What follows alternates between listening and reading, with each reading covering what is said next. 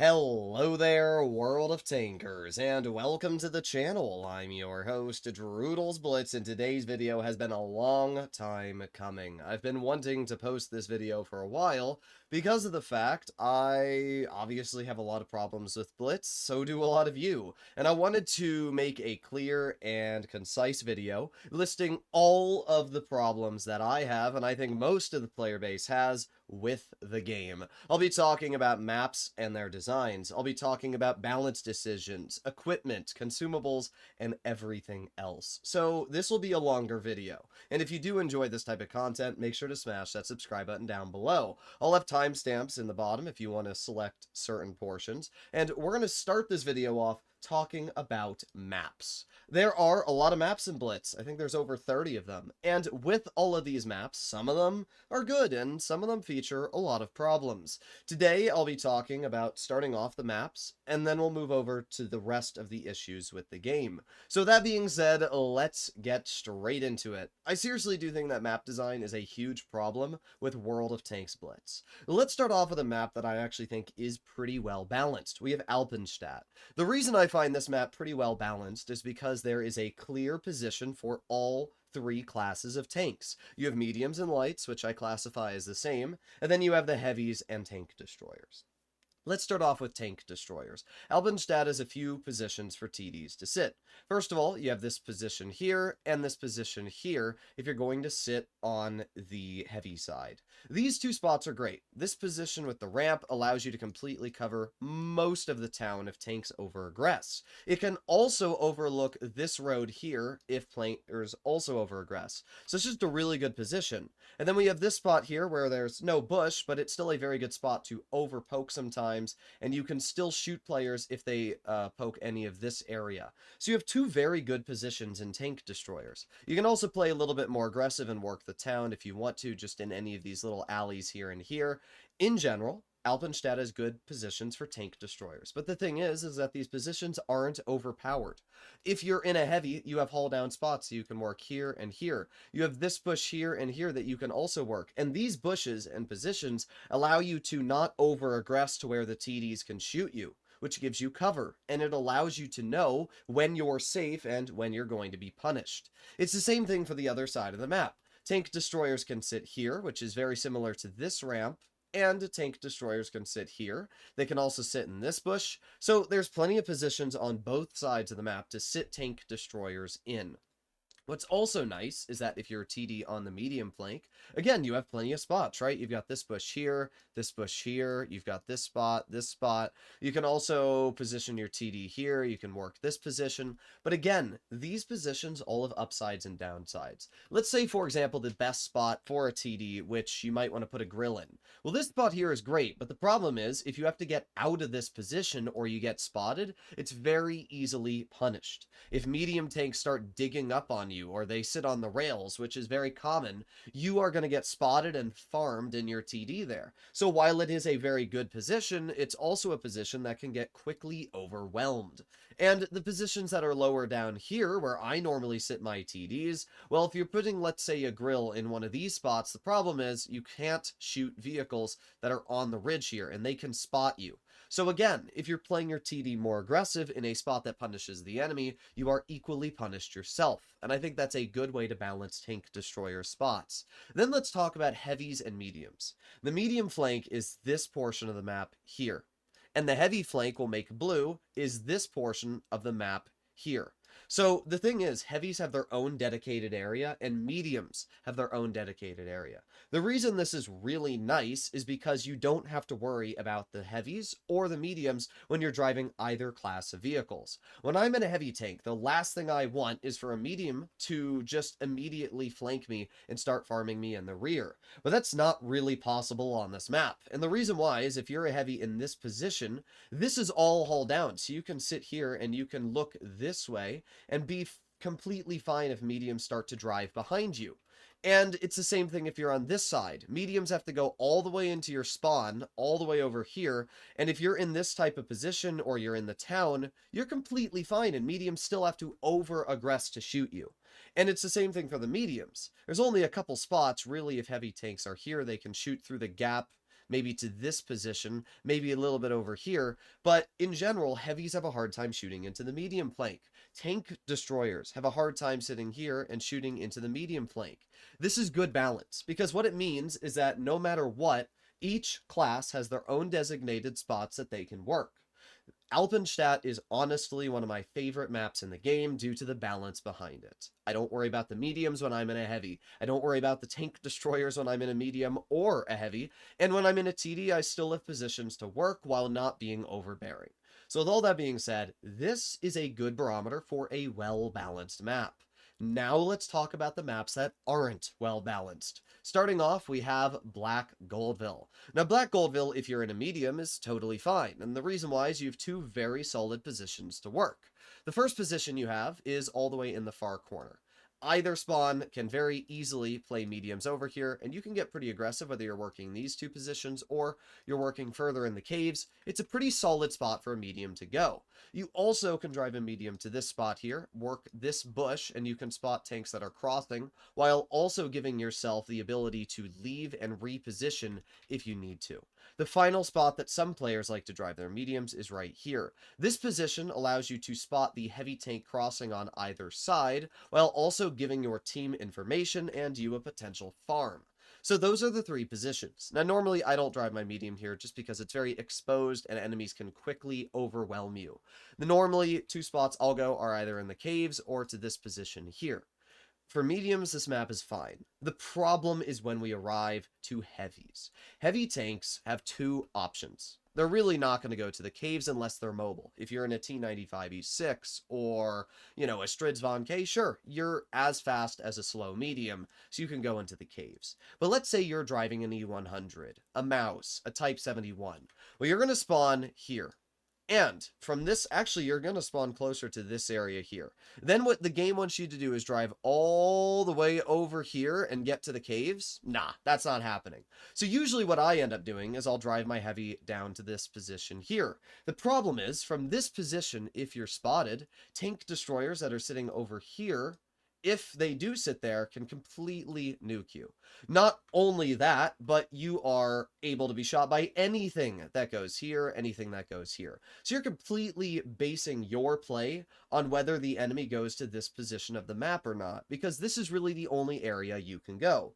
Yeah, you could also try and position your tank here, but the problem is you're completely exposed from tanks that might poke this spot, TD positions that are here, and also positions that are over here that are going to overlook you. So literally, if you're in a slow tank, a Mouse, an E100, a slow super heavy, this is basically the only spot that you're able to comfortably sit.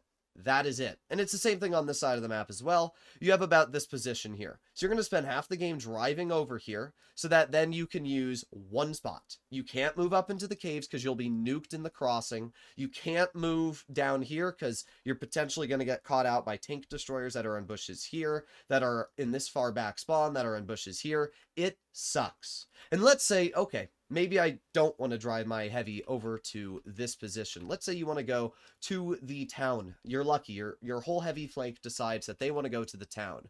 Okay, well now we arrive to more positions. Remember this spot I talked about here? Well, if your team does end up going town and mediums do decide to sit here, they're going to spot you in the crossing and these gaps. And what's going to happen is any tanks that are sitting here, any tanks that are sitting in these areas here, can now nuke you in the crossing. Anytime that I'm driving a TD and I see that my team's going to the town, I'll position my tank right around here. And this spot allows me to completely overlook the crossing. I've literally farmed so much damage when teams go to the town here, because there's nothing you can do when you're crossing this gap to get to the far corner apart from bleed health. And let's say that you win the corner, or the enemy team doesn't go to this corner. Now what happens is you have no bushes, you have no positions to hide your heavies, and any medium tanks that sit in these lines have plenty of bushes and cover to spot you from, allowing TDs to now nuke you completely free of range at the top of the map. All of this being said, Driving heavies sucks on Black Goldville. It is by far one of the worst maps to drive a super heavy on, and anybody that has played heavies on this map knows exactly what I'm talking about. It is terrible map design. If I were to fix Black Goldville, it would be very simple. First of all, I would make it so that this whole center portion of the map is removed. If you removed this portion of the map, it would now make it so that the town and the heavy side are now closer, allowing heavies to push into the town while allowing mediums to go here, and there's not as much of a gap between the two. This would give tank destroyers less room to shoot free range. It would also give heavies the ability to go to either side of the map closer, kind of like how Dynasty Pearls has the medium and the heavy side. Second of all, I would make there much more cover on this side of the map. Instead of this building being shaped this way, I would change it to being faced this way, giving heavy tanks now the ability to cross without being shot through the gaps of these buildings. In fact, I would make it so that there's basically cover throughout this whole area here and here, so when you're in a heavy, you cannot be shot by tanks that are sitting in these areas. And the only way to shoot tanks that are on the heavy side is by sitting your TDs back here or here.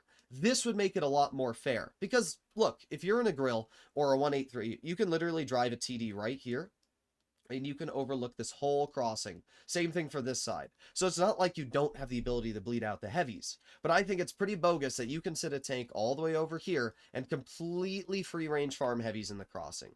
So that's what I would do to Black Goldville. The medium side is fine. It's the heavy side that sucks. One other change I would make is I would put cover here and here. I would raise the hill so that there's a lip, so that if you're in a heavy, you can sit here, and tank destroyers that are camping on this ridge cannot shoot you, and tank destroyers that are sitting on this ridge cannot shoot you. These changes would make it so that heavies are more viable and able to enjoy the game when playing on Black Goldville, but in general, I consider Black Goldville to be one of the worst balanced maps for heavy tanks. It absolutely sucks.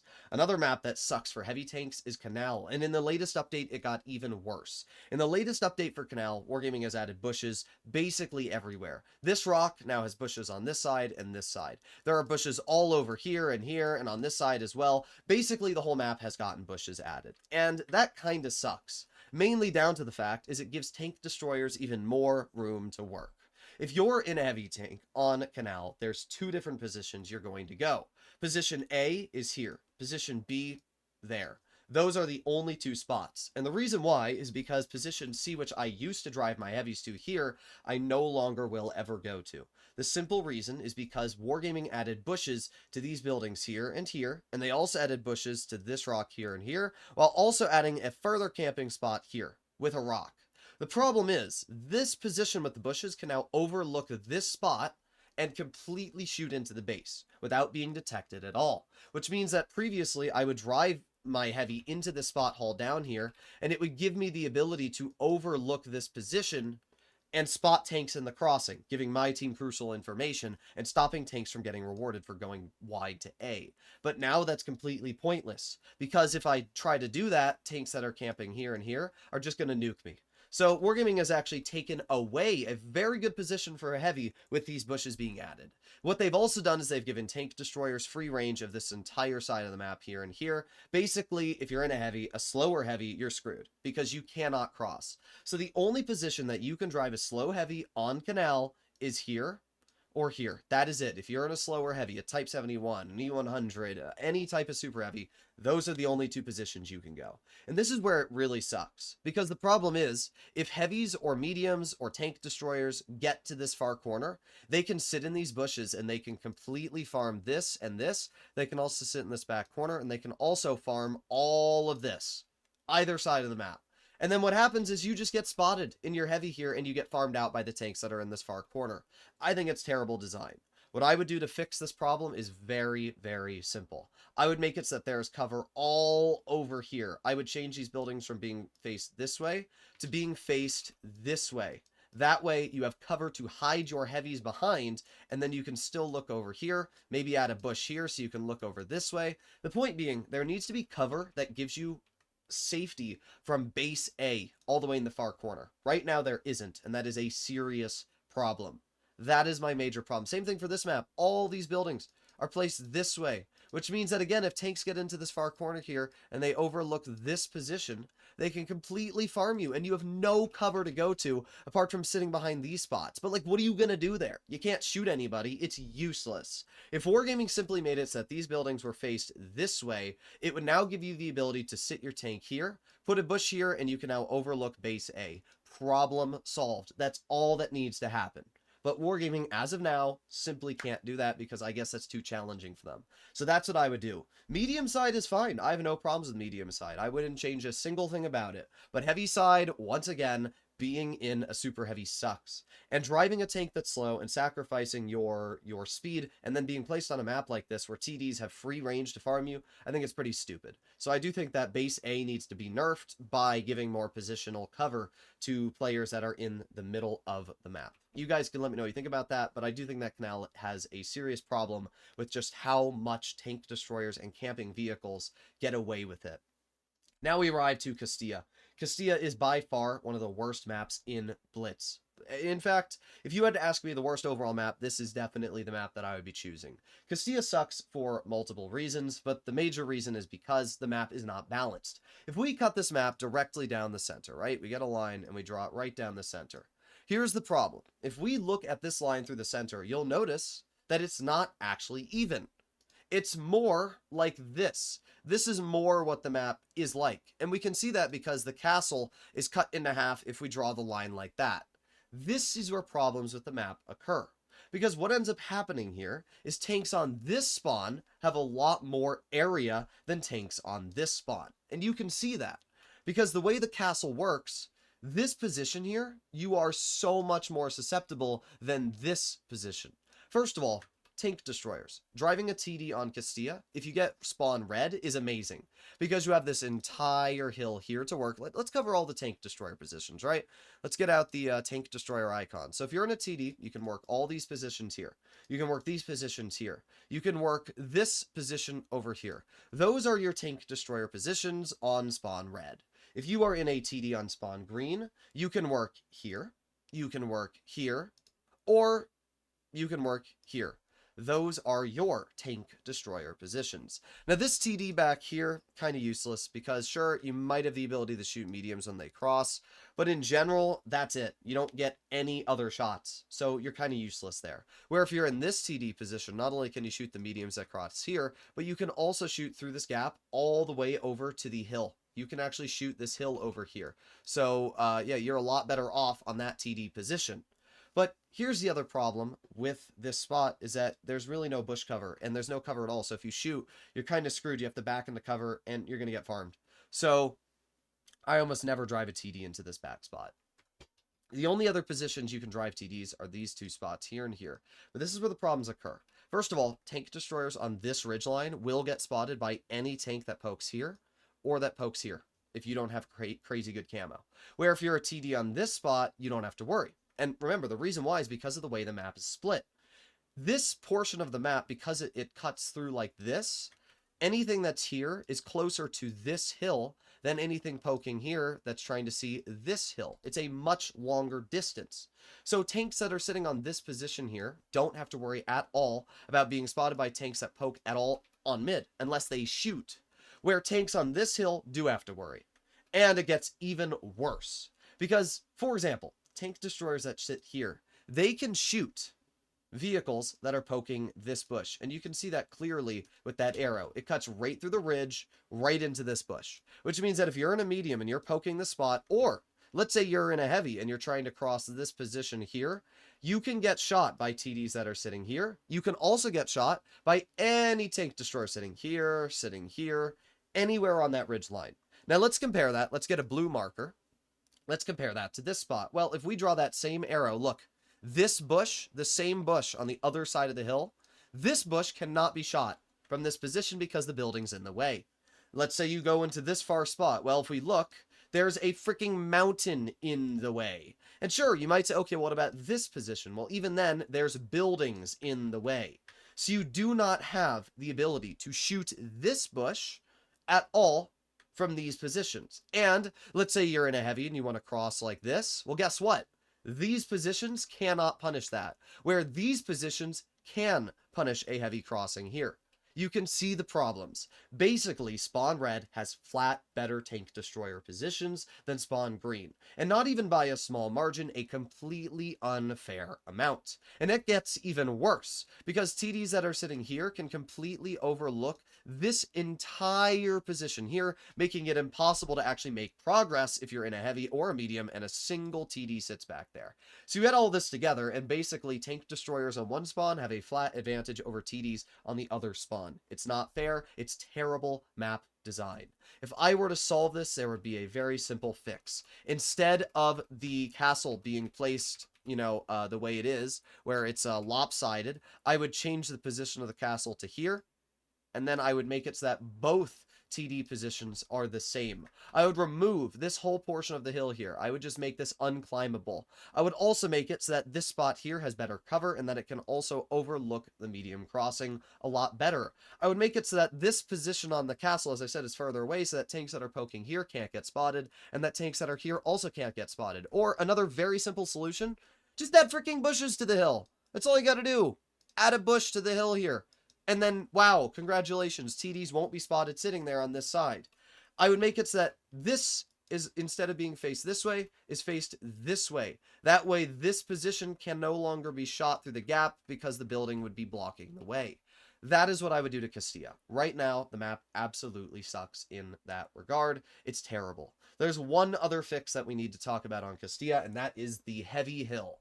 This here is normally where you would supposedly drive your heavies, but because of the way the game is designed, these ridgelines are able to completely overlook the heavy tank position. Any heavy that tries poking here literally gets farmed by all those TD positions, and it gets even worse because mediums can also farm you from here and here.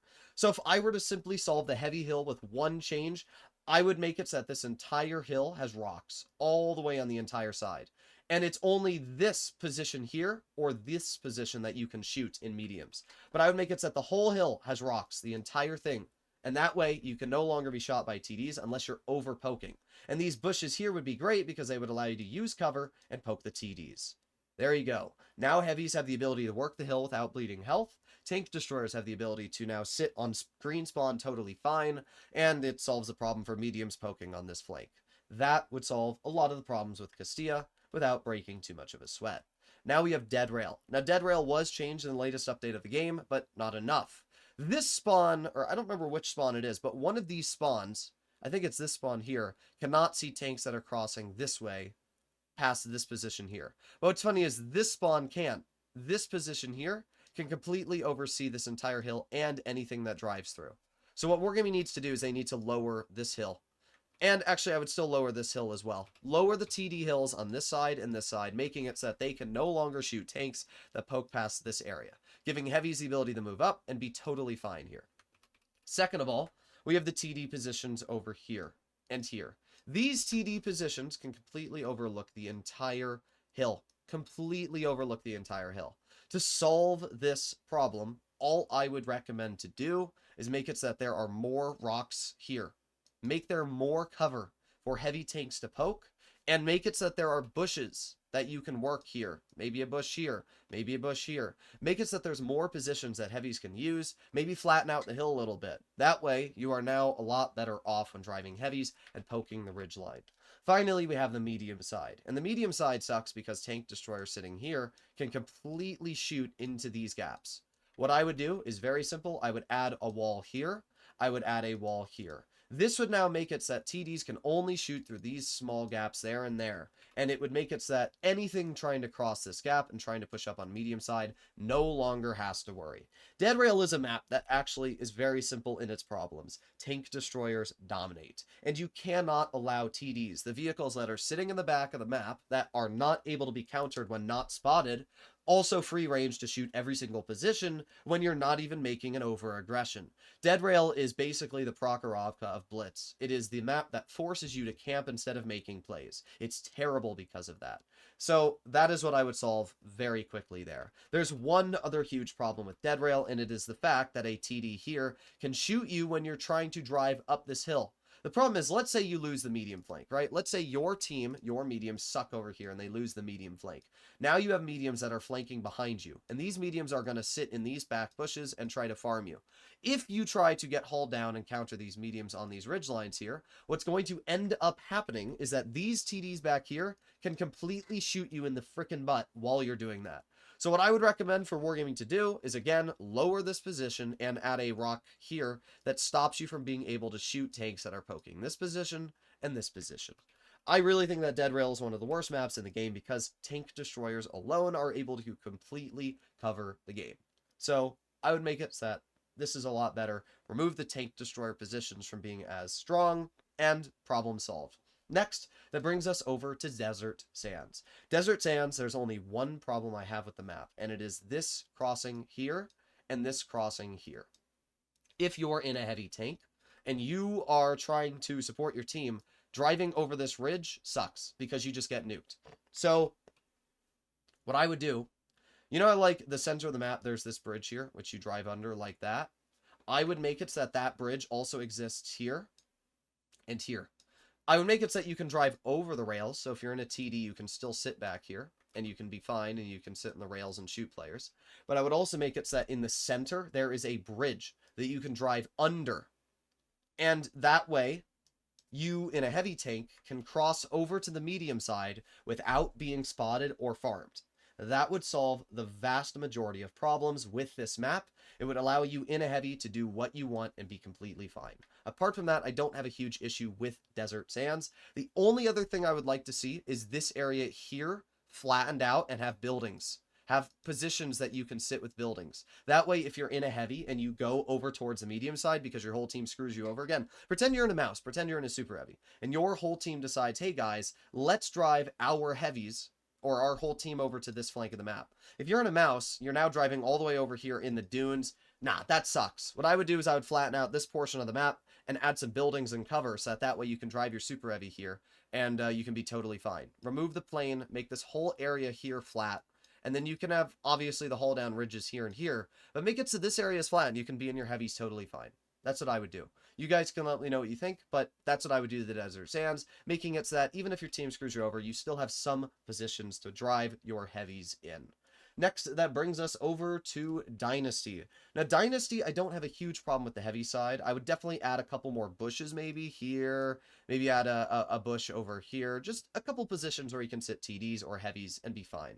One other thing I would definitely do to this map is right here, I would add a haul down position right here and here and here and also here. I would add berms. You know how like Himlsdorf has those little rubble piles on the heavy side? I would do that to this map, and I would make it so that there's rubble piles on this building.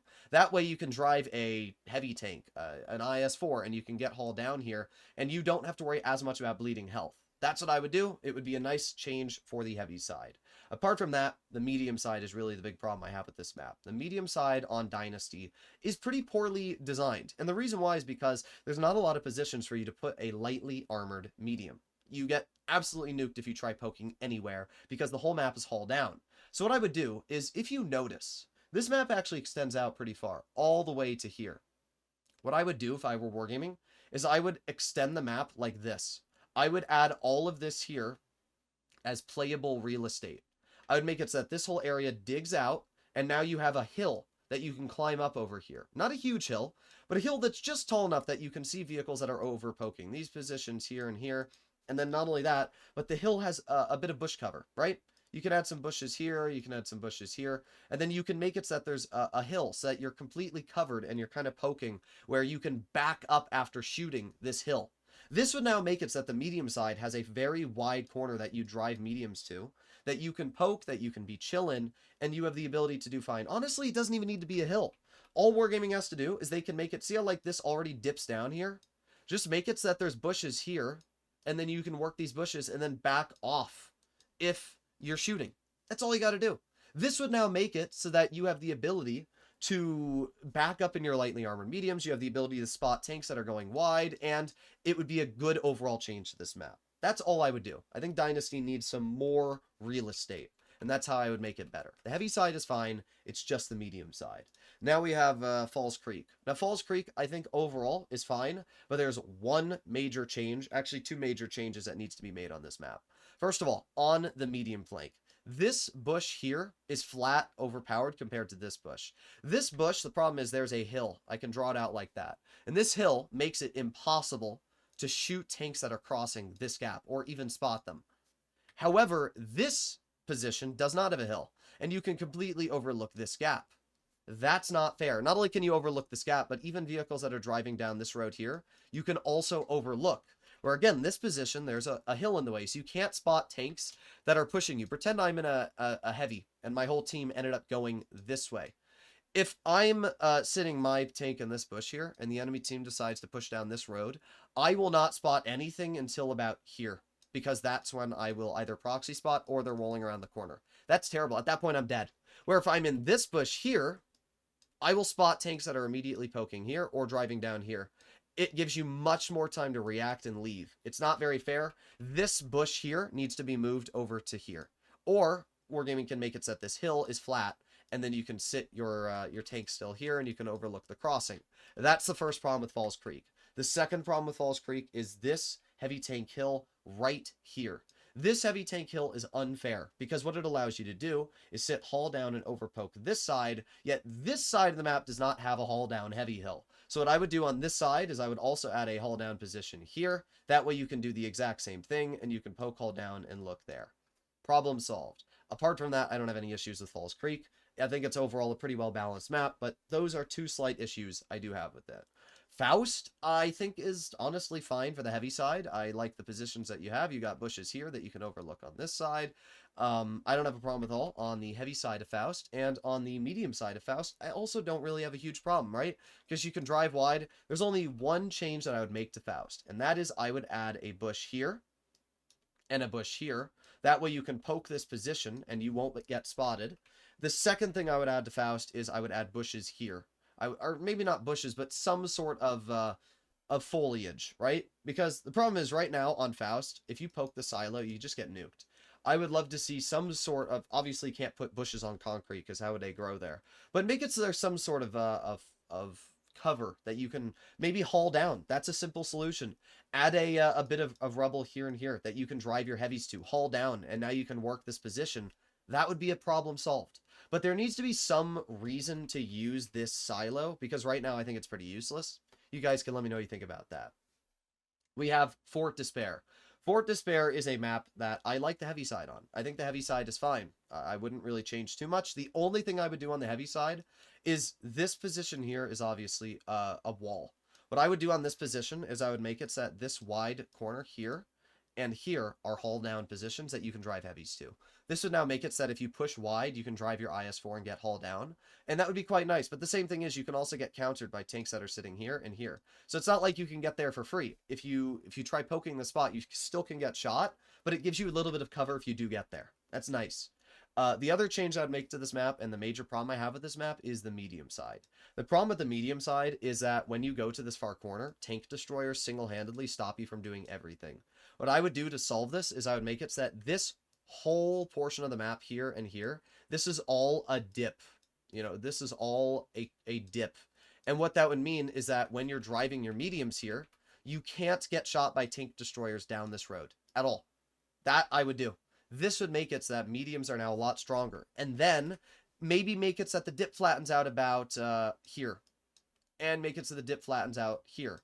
And then add a bush here. That way now mediums can poke, they can spot the TDs, and they can punish them if they win the medium side. This still gives TDs plenty of time to leave, right? I mean, if you're in a tank destroyer, and you notice that, oh, nobody on my team's going to the medium side, or your mediums die here, you still have plenty of time to just leave and reposition to a bush here, and then you can overlook this spot still. You're still fine. But this would then give mediums the ability to progress on this side of the map, rather than being completely thwarted by 183 sitting in a bush that stops you from aggressing. That's what I would do to Black Goldville. I think that overall, this map is a serious problem on medium side, and it sucks. So, yeah. I don't like this map at all. When we arrive to Ghost Factory has a huge problem, and you can see I've already outlined it right here. If you spawn on red spawn, you have the ability to sit hull down and overlook this entire position. Mediums that overpoke here, anything that overpokes here or here, you can sit in this bush and shoot them. What do you have on this side of the map in a tank destroyer? Nothing. You have absolutely nothing. Yes, in a TD you can shoot some tanks that cross over here on the rails. You can also shoot this tank here, but that's it. Anything that gets on this far corner here, anything that digs over here, you cannot shoot at all with a tank destroyer. It gives spawn red a flat advantage over spawn green when driving a tank destroyer. I've always hated driving a TD on this side of the map when on Ghost Factory. It's a terrible design. How would I solve this problem? Well, honestly, it's pretty hard to say, because the way this map is designed is that basically all of red gets this whole area to work, and green in TDs doesn't. Green does not get much area to work in tank destroyers. And it's hard for me to say what I would do to solve this problem. You want my opinion? I would remove this map from tier 10 through tier 8 matchmaking. That's all I can really say, because there's no solution to solve the problem that this map has. I can't say, oh, raise the hill here, because it doesn't matter how much you raise the hill. If you're in a medium tank, you can drive all the way wide. You know, this position's all in a dip. You can drive all the way wide. You can get over here. You can work all down here. And the thing is, you can't do anything in a TD in any of these positions if nobody overpokes the rails. And the enemy can just drive all the way down this road. Sure, you might have like this spot here, but that spot's kind of pointless because once you're there, you're stuck there if the enemies do start pushing through. I just think that driving a TD on this side of the map, green spawn sucks. I would legitimately give this map Copperfield treatment and remove it from tier 10 matchmaking, because it's not a balanced map on the medium plank. If you're in a TD on the medium plank, you might as well just, I don't even know. Every time I'm in a TD on the medium plank, I do sit, you know, somewhere around here. And I just hope that the enemy overpokes the ridge lines. But if they don't, and my mediums do go far corner and they end up dying, that's it. Your game's over. Your whole team gets overwhelmed and you die. It's a terrible map, and I think that it needs to be completely reworked on this side. If I were given a hypothetical, how would I fix the map? What I would do is, first of all, I would move spawn red. Instead of being here, I would move it down to here. This would make it so that now you have to drive up a hill to get over to this side of the map. Then what I would do is I would make it so that this medium flank on the map meets in the middle about here. Oh, trying to draw it. It meets in the middle about here. What this would do is it would make it so that mediums can go over here and give them haul down positions and bushes, and mediums can go here and get haul down and give them bushes. This way, instead of the brawl usually happening in this area, it would make it so that it happens here, giving tank destroyers now the ability, if we raise these positions a little bit, to shoot in these gaps, while also giving tank destroyers the ability to not be as aggressive in these positions and have to stay further back here. This is what I would do. Will Wargaming do that? Probably not, but that's what I would do to the map. Helis, I don't have a problem with at all. I actually think Helis is a totally fine map. You have haul down positions to drive your heavies into. You have TD positions in the back. The only thing I would do is I would remove these bushes here and here. I think that it's a little stupid. TDs can sit back there and be unspotted and get away with whatever they want. I'd remove those bushes. Apart from that, I think the medium side is fine. I wouldn't really make any changes. I think overall Helis is a fine map. It's one of the few maps I don't have a problem with. Himlsdorf, the only thing that I would do is I would add some bush cover in the back of the map in spawn red and spawn green for TDs to use on the medium side. And apart from that, I really wouldn't change much. I think that this map is fine. I would also maybe give a better haul down position here on the wide, so that if you're in a haul down medium, you can go there and you can be a little bit safer. But apart from that, I don't have a huge problem with Himlsdorf. I think that it's actually a surprisingly well-balanced map. This is Lagoon, and I don't like Lagoon at all. I think that it's a very poor balanced map. First of all, this TD position is completely overpowered. I don't know how I would rebalance it, but actually I do. I would lower the hill. If you lower the hill, it would now make it so that this tank destroyer position is not as overpowering on this position here. The problem is, if you drive a heavy, sometimes, you know, it's very tempting to drive my heavy here and then work this hill haul down. But the problem is, if you ever start trying to poke this ridge, you just get nuked by TDs back here. It makes it completely pointless to use that portion of the map, which really sucks. So what I end up doing in every heavy is just going to this far corner here. That's all I ever do, because you can't go to mid. TDs ruin that. So I would lower the hill so that now heavies can poke this, and it's only if they're over poking that you can shoot them. The second thing that I would do is remove this position and this position. When you're in a heavy, especially a slower heavy, you have to drive this way, right? Because as I just said, the only position you can drive a heavy is far corner here. Because apart from that, you're going to be nuked by tank destroyers. So you have to drive that far corner. And the problem is, these positions can shoot through these gaps, spot the heavies that are driving through here. Very simple solution. As I said, either remove these hills or make it so that there's bush cover here and here along the entire crossing.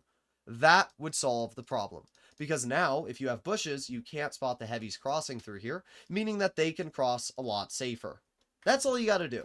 I don't have a problem with these positions existing if Wargaming gives proper cover for the heavies to cross. They could raise the size of the hill here. That way heavies are safer when driving through. They could make there be a dip here so that heavies don't get shot when crossing. There's a lot of solutions, but at the end of the day, these positions should not be able to spot and shoot heavies in the crossing.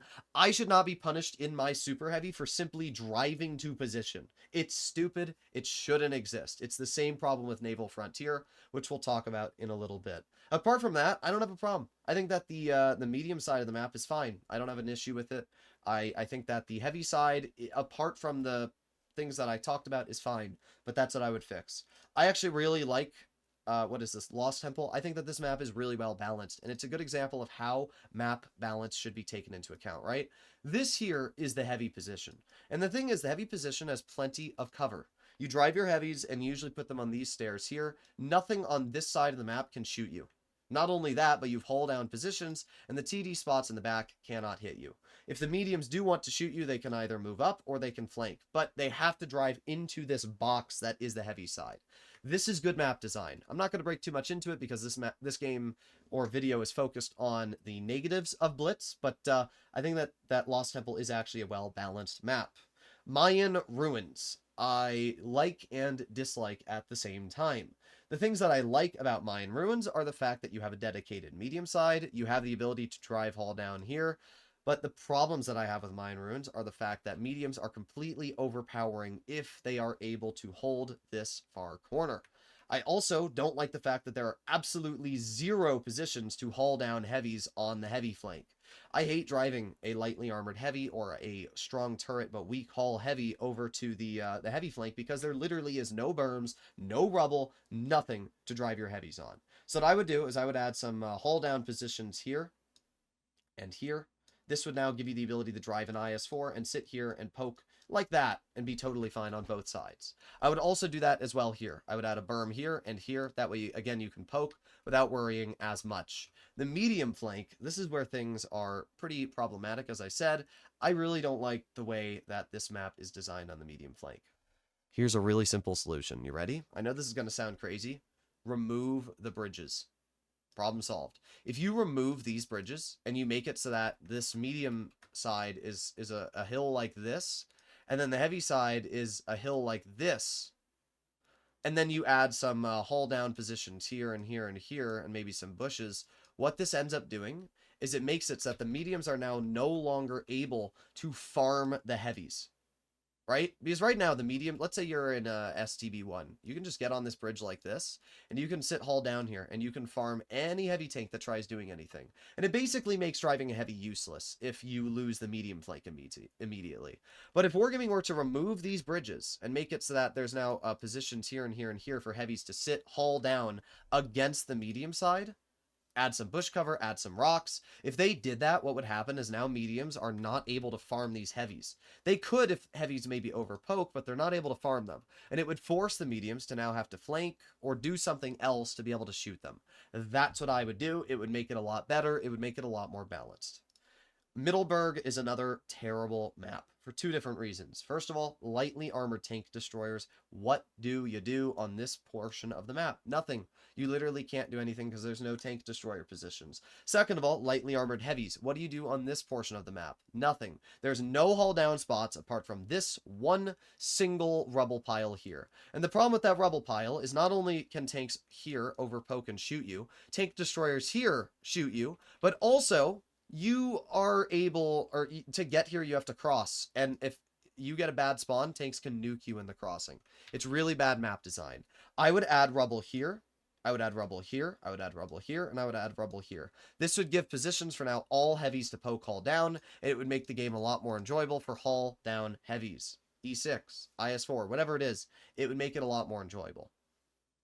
The second thing that I would do on the medium flank is make this area here a lot more, oh, I didn't mean to do that. I'd make this area here a lot more workable for heavies. Right now, let's say you're in a mouse, your whole team goes up the hill. You spend 8 freaking years climbing up the hill, right? Very simple solution. All Wargaming has to do is flatten this entire hill.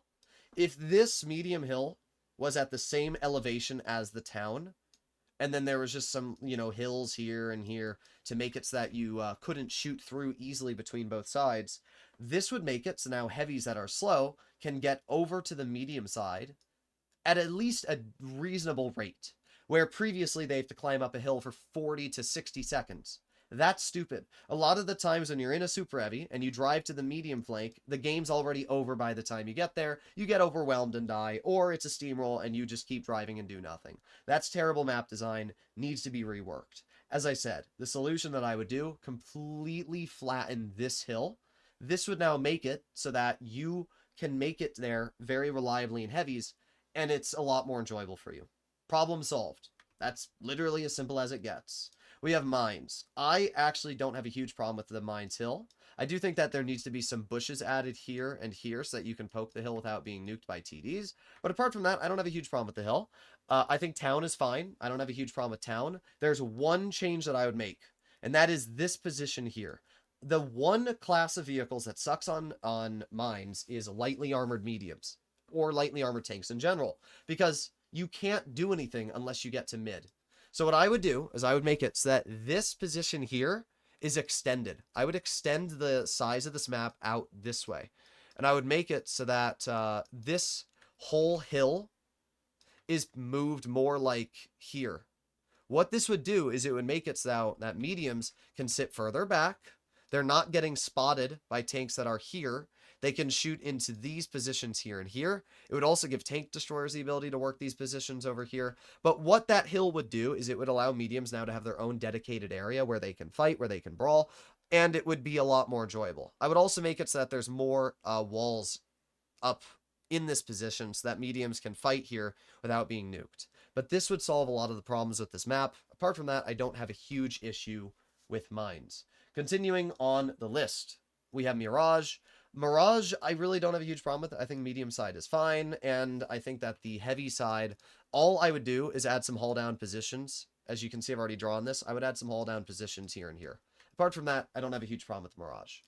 It's also not in the matchmaking right now, so it doesn't really matter. We have Mullandike. Here's my problem with Mullandike. The map is too large. Because here's, if you look at the map from a bird's eye view, right? This is the heavy flank. This is the medium flank. Now, you tell me which class of vehicle has more range. Basically, if you're in a heavy on Mullandike, you cannot leave the town, because if you do, you're just going to be farmed everywhere you go by the vast open map. So what I would do, I've said this in the past, I would remove this entire portion of the map here. Remove this. If I get a divider and I draw a line like this, if we were to remove this entire portion of the map and then slide them together like a magnet, now what you would have is obviously still the hull down position here, but then what would happen is you have the bridge connected right to this hull down position, and then it goes right to the medium side here. What this would do is it would mean that the heavies now can just brawl in here, but then they can get to the medium side very quickly just by repositioning a little bit. This would make the game a lot more balanced and a lot more enjoyable, rather than having to drive your slow heavy all the way wide and get screwed. That's what I would do to solve this map. So you guys can let me know what you think about that. Rockfield, or not Rockfield, Naval Frontier, I hate, specifically for one reason, and it is this bush here and this bush here.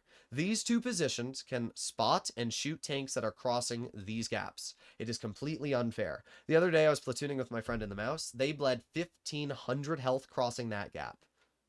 There's no other way to get to the heavy side. If you're in a mouse, what the hell are you supposed to do? Apart from cross this gap, what? You're gonna go this way and like drive through the gap and then get farmed by the mediums? No, it sucks. The way to solve this map is very, very simple. All you need to do is make it so that this crossing is lower down. Dig it deeper and make it so that you now are under a dip, like a trench, so that tanks cannot shoot you. The second solution is make it so that there is a wall here that extends both sides, bush cover that extends both sides, and now you won't be spotted when crossing. Those are the two simple solutions. They would completely solve the problems with this map. That's as simple as it gets. Don't know what else to say. But because this crossing exists, I hate playing on Naval Frontier in a heavy tank, and I love playing it in a tank destroyer. But it's not fair. You shouldn't be punished for driving a slow tank. Now we have Nube. And I don't really have a huge problem with Nube on the bridge. I think that's fair and balanced. However, the town sucks. And let me explain very simply why.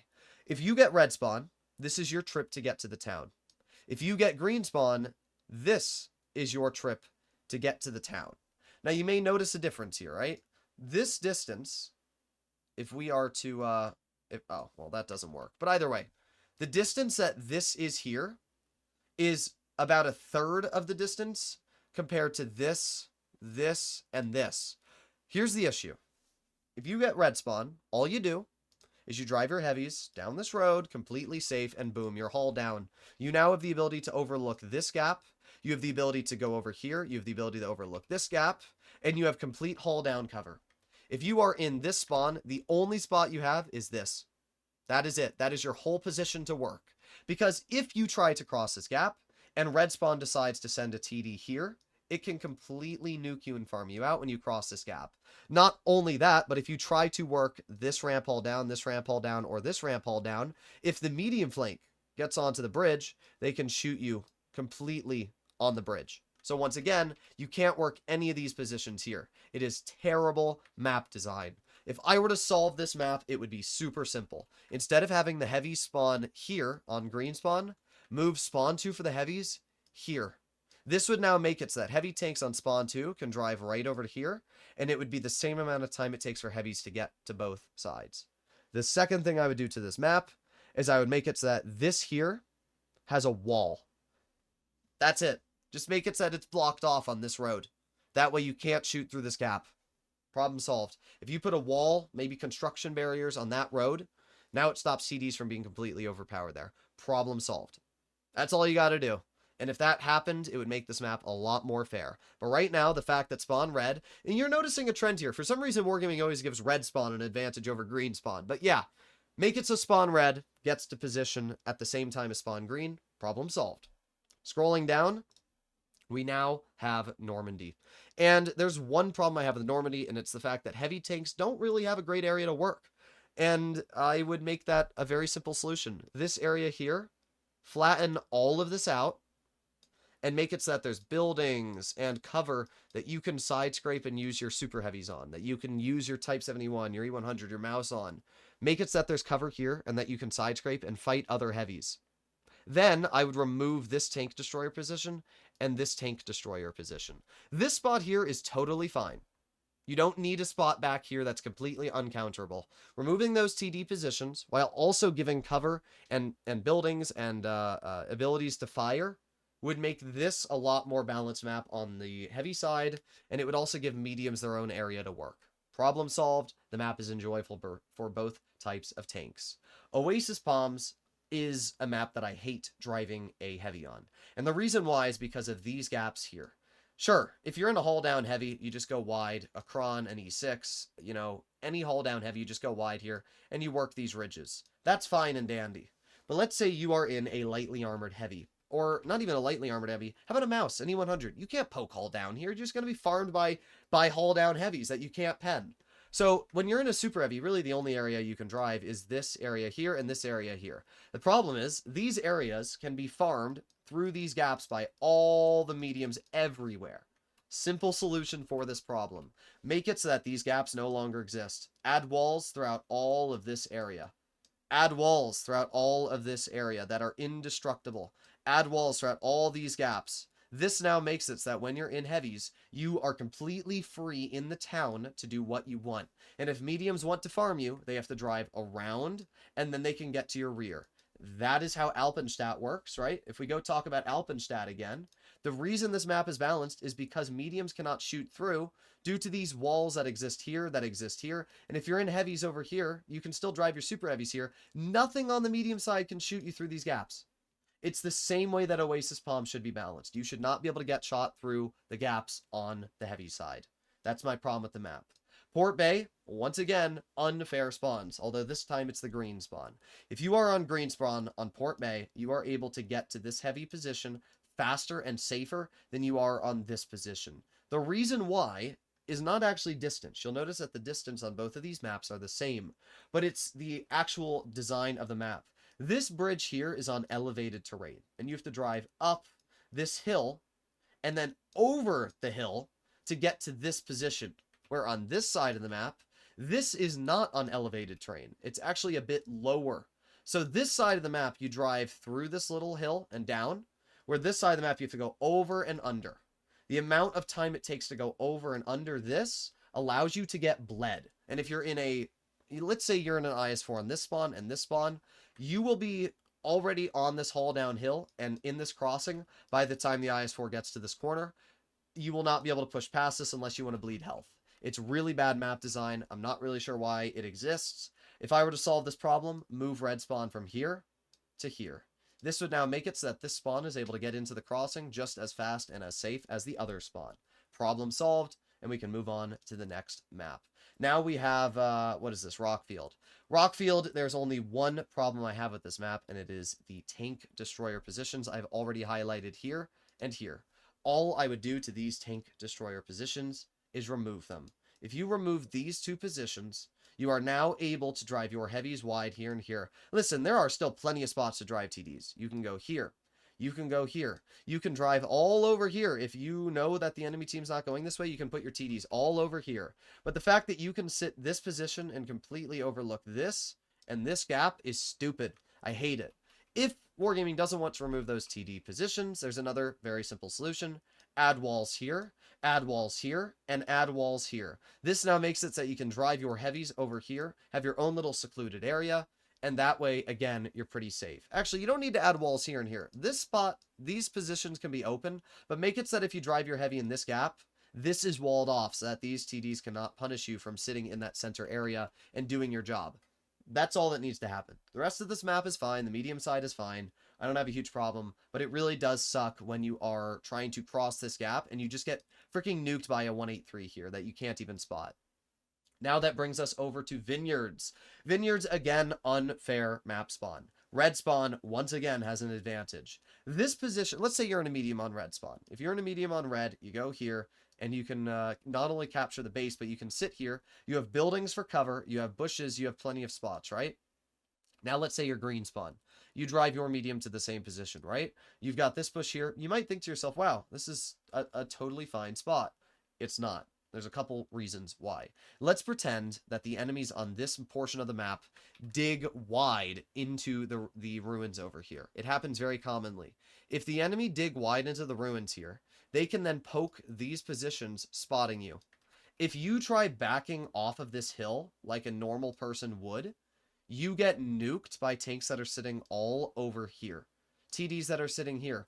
All of these tanks that are there can shoot you in this crossing while you try to leave. It means that backing off of this position here, you're screwed. It's terrible design. Let's pretend the same thing happens on this side of the map. First of all, it doesn't. It's not physically possible because the ruins cannot get here. The furthest the ruins extend is to this position, which means that they physically can't spot you. But let's pretend that somehow the enemy mediums drive over here and they get all the way over to this position and now they're spotting you somehow. Or they're digging up on this hill and they're spotting you. Okay. Very simple. Just back down the hill. You have this bush here, right? You just back down the hill. These heavies won't shoot you here. And even if they do, if you're just noticing that they're moving up, you can sit in this bush. All you have to do is back off this bush down the hill. That's it. You're fine. Heavies can't shoot you. So one side of the map not only is basically impossible to push up on, I don't think I've ever been in a position where I'm in a medium here, because here's the thing. From this bush and this bush here, you can spot the ruins when enemies try poking, and you can see them through the gaps. So you're almost never in a position where in these spots you're being pushed on from this area. Where on this area, you are in a position where tanks are always getting wide and spotting you. It's very common to get pushed off this side of the map. It's almost unheard of to get pushed off on this side. If I were to solve this, it would be very simple. Add a building here, and then add cover or increase the length of the hill like this. That way you can now drive your medium safe around and you don't have to worry about being nuked. Problem solved. That's all you gotta do. It's not that complicated, but these simple changes would take these maps from being really unenjoyable to a lot more fun. Now we arrive to Winter Malovka. Now I have to say the latest version of Winter Mali has been revamped in a lot of ways that I think are a lot better. The only thing that I hate about Winter Mali is that mediums here can shoot you through these gaps. I hate that. I really do hate that. I would solve this very, very easily by increasing the length of this building, just like this. Doing this would now add added protection that you cannot shoot through in mediums. Problem solved. Moving on, we have Yamato. Yamato has one major issue from me, and it's tank destroyers. TDs can sit here and here. They can also sit here and here. And these positions are overpowered for two different reasons.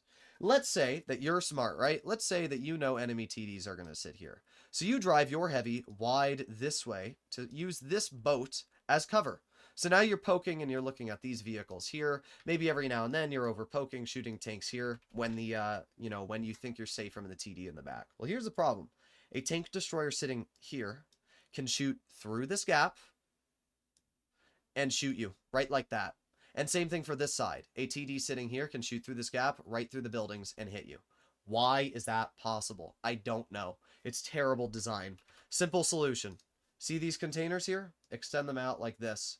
Now you can no longer be shot through this gap by a TD as they're blocked by the buildings. Same thing for this side. See this building here? All you have to do is extend the building out this way like this. Boom. TDs can now no longer shoot you through that gap. Problem solved. Doing that means that now you can poke your heavy here and not have to worry about being shot by those TDs in that back corner, or heavies, or whatever it is. The second thing that I would do is I would extend out the way this building sticks like this, and I would extend out the way this building sticks like this, making it so now TDs in these back positions have less of an angle to shoot you. I would also make it so that there is some sort of foliage here, and on this side of the map here, so now you can drive heavies and you can sit these positions without being spotted when enemies poke. Problem solved. I don't really like the way that this map is designed. Personally, I think it's a little bit poor, but you guys can let me know in the comments what you think about this map. That brings us to the final map of the game, which is Yukon. Yukon, once again, has big problems. And the big problem is that if we set this to Supremacy really quickly, if we change this map and we set it to Supremacy, you'll notice that on Supremacy, base C and base B are there and there. If you drive your heavies to base C, you are able to be overlooked by tanks that drive through base B and just farmed. Everybody knows what I'm talking about. You can't do that from C. If you drive from C, to get to this position, you just get nuked. So it makes basically going to base C useless, so then you just drive this way. But now you just have a flat Supremacy cap disadvantage. It's stupid. What I would do if I were wargaming is I would somehow make it so that this position here gets to this spot at the same time this position gets to this spot. Maybe move the heavy tank spawn here. That way you can get there faster. But the point being, it's a serious issue. The other solution is also very simple. Instead of having base C here, move it to here. This now makes it so that you can capture base C and you can move up here, and you can be totally fine. Problem solved. You guys can let me know what you think about these changes. But overall, a lot of maps in Blitz have massive problems, and Wargaming simply refuses to listen to players like myself that like to give you solutions to them. Listen, if you guys disagree with what I have to say here, let me know in the comments, but I'm pretty sure that most people will agree with the solutions that I have to these maps. That is just the maps. Now we're going to break into equipment. And to be honest, I have a lot of problems with the current way that equipment has been balanced. You see, about 2 years ago, Wargaming decided that they wanted to change equipment and fix it. Well, actually what they did is made it a whole lot worse. First of all, they buffed calibrated shells. And now calibrated gives you a 13% pen buff to heat, and its AP buff went from 5% to 8%. Meaning that you're basically gaining over 60 millimeters of pen across the different shell types on any tank you're driving. That is ridiculous. I mean, think about the pen difference between 310 heat and 350. That is the difference between penetrating a mouse and not penetrating a mouse. So what this does is it basically forces you to load Cali. And then what loading calibrated shells does is it makes enemy armor useless. If you want my opinion, and this is something I've been saying for years, remove calibrated shells from the game, because now you don't have to balance two different pen values. Remove it from the game. Swap it with vents. Have the option of rammer or vents. I would much rather have that in the game, because then wargaming can balance armor and they can make the game a lot more enjoyable. But with calibrated shells, it defeats the purpose of armor. I mean, heck, today I was driving my Badger hull down, and a 60 TP buttered right through my upper plate when using gun depression. I was seriously pissed. The whole point of driving a slow tank destroyer that sacrifices everything like the Badger is to have that hull down armor. And then getting buttered through by most tier 10 heavies because calibrated shells is so OP is very frustrating. But it gets even worse for heavies, because not only did calibrated shells get buffed, but then Wargaming decided to nerf improved assembly and enhanced armor. Enhanced armor originally was a 4% armor buff. They decided to make it 3%. And they also nerfed improved assembly, which used to be a 6% hit point buff, is now a 4% hit point buff. I really don't understand it. They buffed calibrated, making armor less effective, and then they also nerfed enhanced armor. So it was really a double whammy for heavy tanks, and it hurt them a lot. And then the final nail in the coffin was refined gun getting buffed. See, originally refined gun was a 10% dispersion buff, and V-stabs was a 15% on-movement dispersion buff. What they did was they nerfed V-stabs to 12%, and they buffed refined to 15%. Now, anybody that understands how aiming works in this game would already understand with basic math how giving refined gun a better value than V-stabs is absolutely stupid. On World of Tanks, the PC game, refined gun is called aiming device. If you are running bond aiming device, that is the utmost best possible buff. It is an 8% buff to your dispersion. V-stabs, bond V-stabs, is a 30% dispersion buff on move.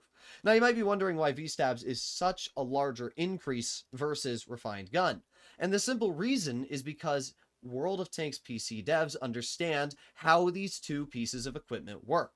Refined gun makes your gun's aiming circle 15% smaller. That's as simple as the explanation gets. So running refined gun at full speed or fully stopped, no matter what, your aiming circle is just flat 15% smaller. V-stabs makes your aiming circle 12% more accurate on move. So what that means is that at most acceleration, it's going to stop your aiming circle from blooming by 12%. You might already understand the issue here. If you're driving full speed on the move, you will actually have a smaller aiming circle with refined gun than you will V-stabs. If you don't believe me, I've tested it. I've screenshotted it. You can test it yourself. You will literally be more accurate on the move with refined gun than you will V-stabs. Now you tell me the common sense behind that, Wargaming. There is literally zero logic behind it. And what's funny is that Wargaming was going to nerf refined gun in the latest update, but then they wimped out and didn't do it.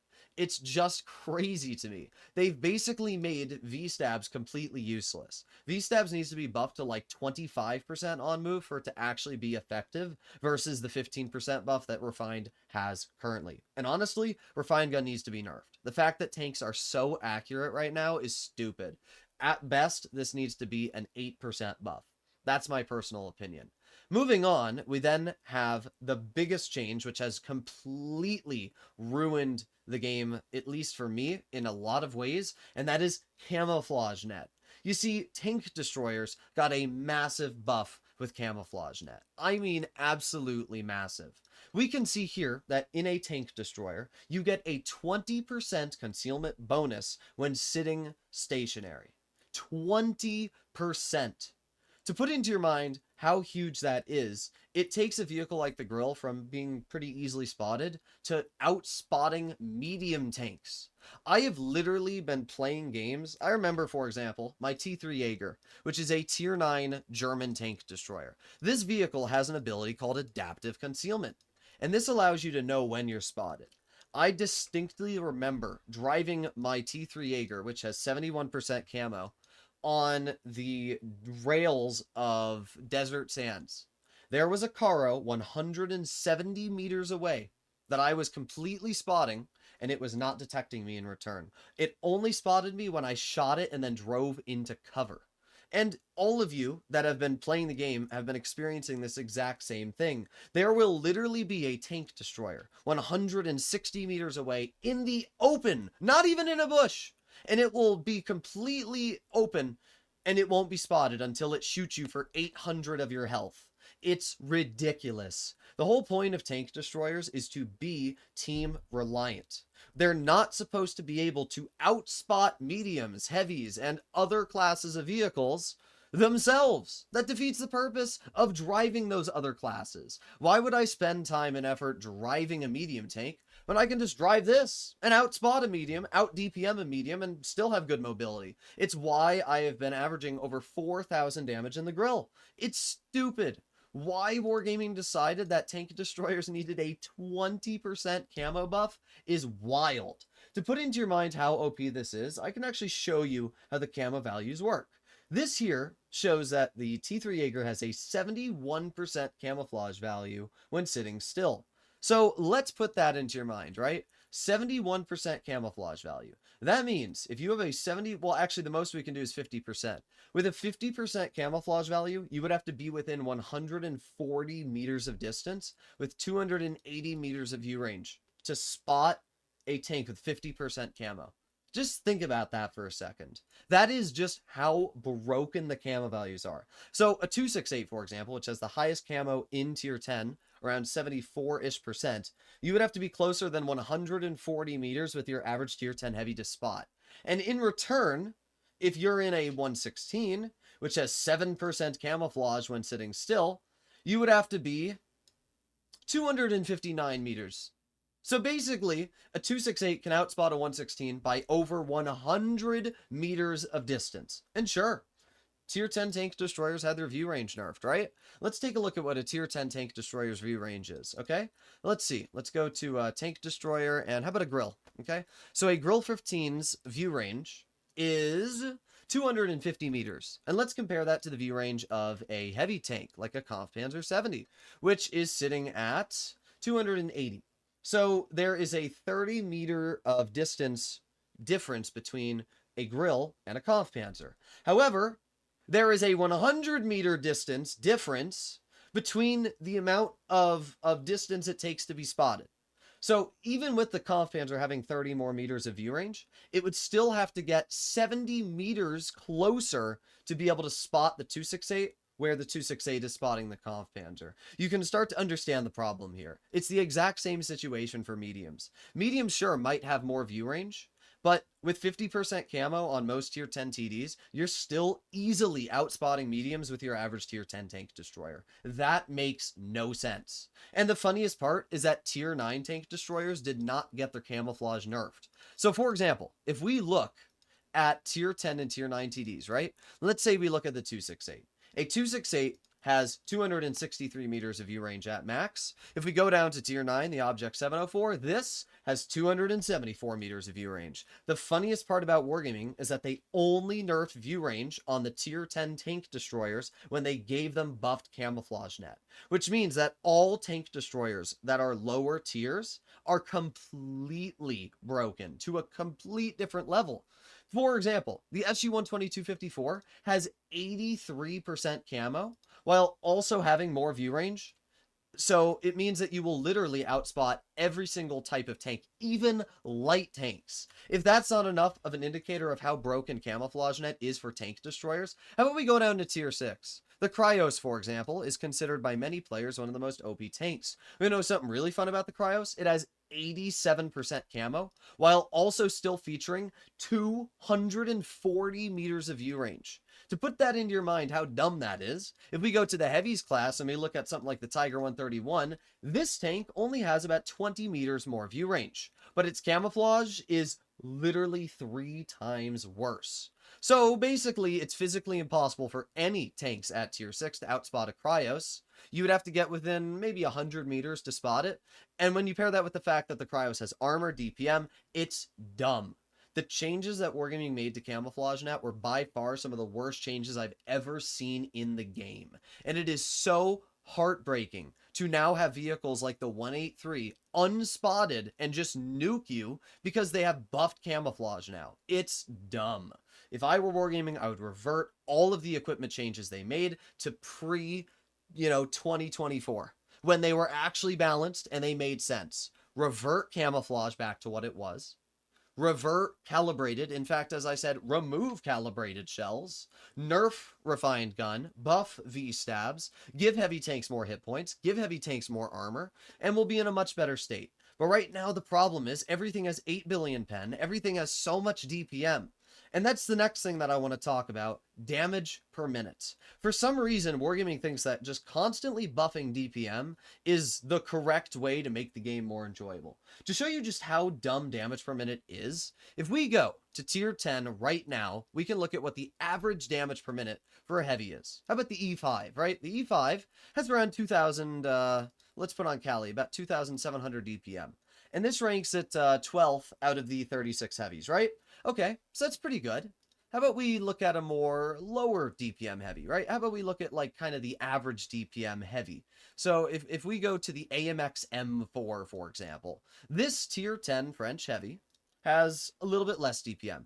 It's got 2,705 damage per minute. You know where that places it? 18 out of 36. That means the AMX M4 with its 2,700 DPM is the average damage per minute for a tier 10 heavy. Just think about that for a second.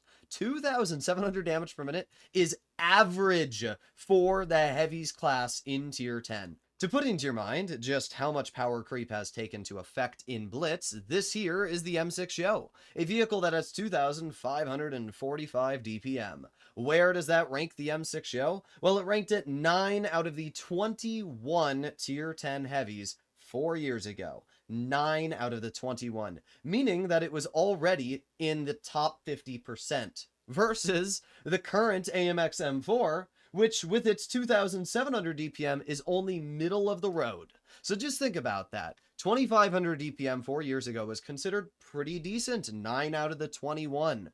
Now, 18 out of 36 is 2,700 DPM.